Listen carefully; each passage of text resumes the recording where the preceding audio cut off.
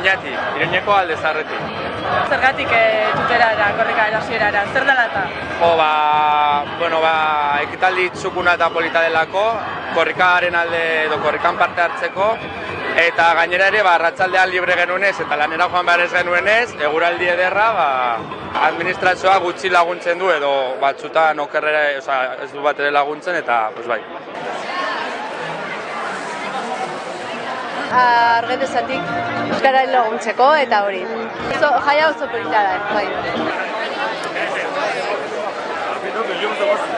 Korrikaren hasiera etortzeko delako, ben gainera aurten tuteran ezanik gehiago eta beste guzti ere berdin animatzen zaituzu hasiera honetan parte hartzeko eta korrika honetan parte hartzeko.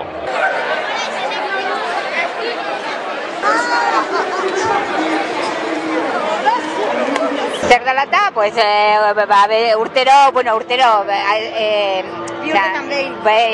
etortzen gara eta neski, egon behar. Unkigarria bai, hasiera behintzat bai.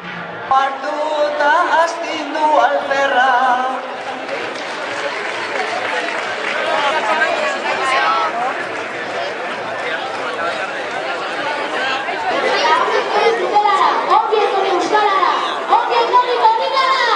Nik ikasten dut euskaltegian negarako azterketa. Orduan esan didate etortzeko, etorri nahi nuen eta hori, eta lehenengo aldea da eta denbora nadaman hemen oso gustora.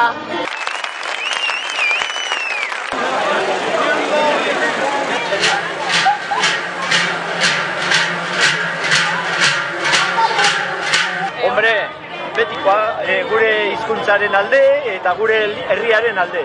Larun batean badaukagu gure taldea beste kilometro bat Irurtzun onduan eta Iruñan zehar pixka bat goizian eta badaukat nire hankak ja prestatutak. Oso ondo bat,